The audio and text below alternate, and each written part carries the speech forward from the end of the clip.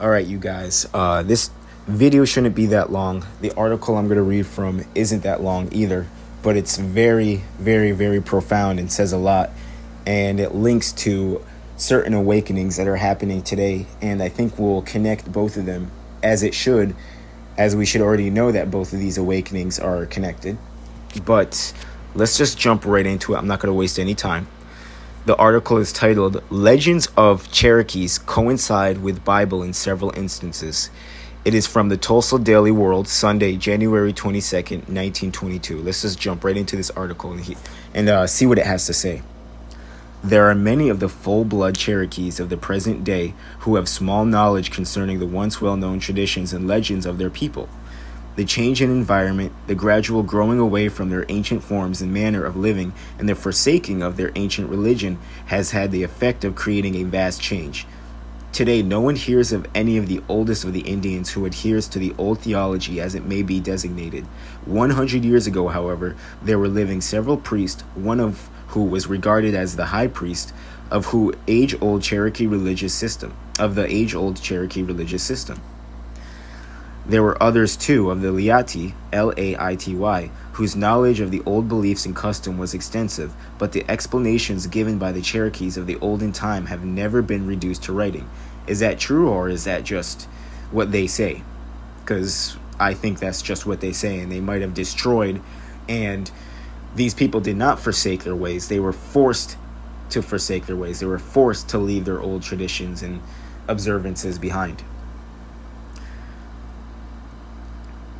Except in comparatively brief instances, have been forever lost.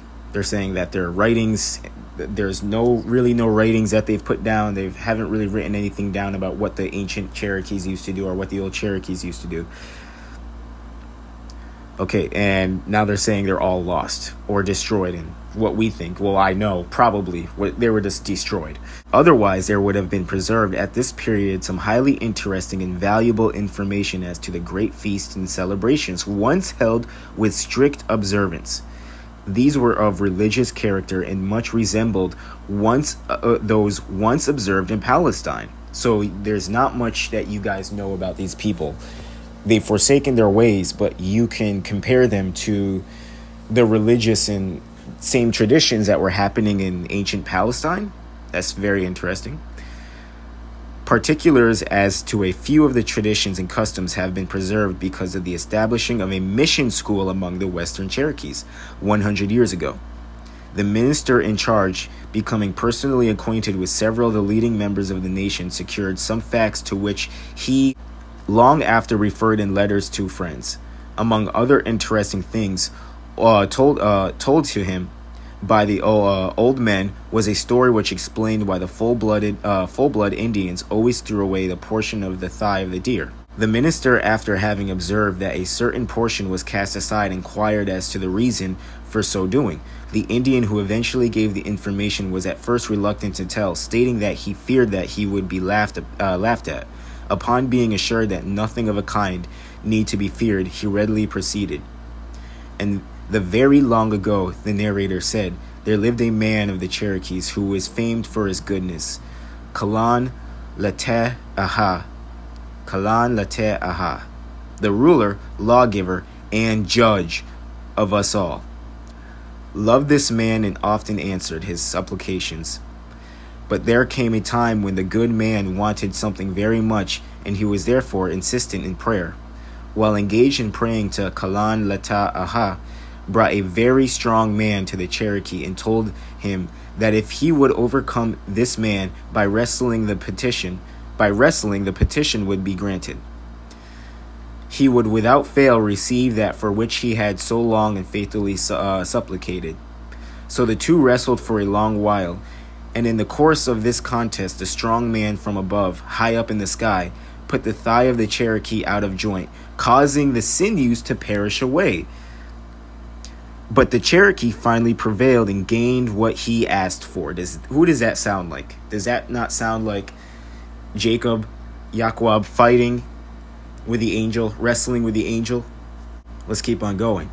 That is the reason why a portion of the thigh of the deer was never eaten, but was always thrown away in commemoration of the victory of the good man of the Cherokees. As to what it was that the good man was so earnestly desired and prayed for, the Cherokees were divided in opinion. Some thought it was for victory over his enemies, while others were of the opinion that it was that he made so good as to have no temptation to the devil, that he be made so good that he have no temptation from the devil. So he had power over his mind, body, and soul. He can control his will and not be given into certain lusts, certain desires, while others of the Cherokees thought that he just wanted power over his enemies. I think that with the latter of the two, that comes with it, right? When the explanation had been given, the biblical account of the wrestling of Jacob with the angel was given in Genesis 32, chapter 24 and 25th verses, was told to the old man. He listened with close and interested attention, and then replied, "The white people must have borrowed that story from the Cherokees." They didn't borrow that story from the Cherokees. They borrowed that story from the Hebrews. Very wise observation there, Mr. Cherokee. The tradition was very well known to the old-time Cherokees of a century ago, and among that class of them who had the least contact with the white man. No doubt it relates to the wrestling of Jacob with the angel, but how it was obtained by the Cherokees, no one has ever been able to tell. The same may be said for their traditions respecting the deluge. When the great rains fell, and all over the earth was covered with water, and the creation, when the first man and woman were made, and the fall of man, when they ate the fruit which had been forbidden them, and were made to leave the beautiful place or garden. Due to the similarity of traditions with actual history, and the sameness of some of the customs of the old-time Cherokees with those of the ancient Hebrews, much speculation was indulged in some of the scholarly missionaries and visitors to the old nation. Two men at least wrote interesting books in which they mentioned at length the similarity in spelling and meaning of certain Cherokee and Hebrew words. And it is said that when some of the early Cherokees became acquainted with the scriptures and discovered the resemblance of some of their rites and customs with those of the Israelites, they were ready to believe that they were in reality descended from that race. Come on, you guys. Come on. Elias Boudinot, at one time governor of New Jersey, after extensive visit to the Cherokees in Georgia more than a century ago, wrote and published a volume entitled Star of the West, in which he gave mentions concerning the similarity of Hebrew and Cherokee. Now, that's the end of the article right there. If you guys want to look it up, the article is titled Legends of Cherokees Coincide with the Bible in Several Instances. Now, with both of the awakenings happening in the Americas right now, you have quote-unquote black people in America screaming at the top of their lungs that they are the descendants of Abraham, Isaac, and Jacob, that they are the children of the promise, that they are the chosen ones, that they are the chosen seed, that they are the true children of Israel.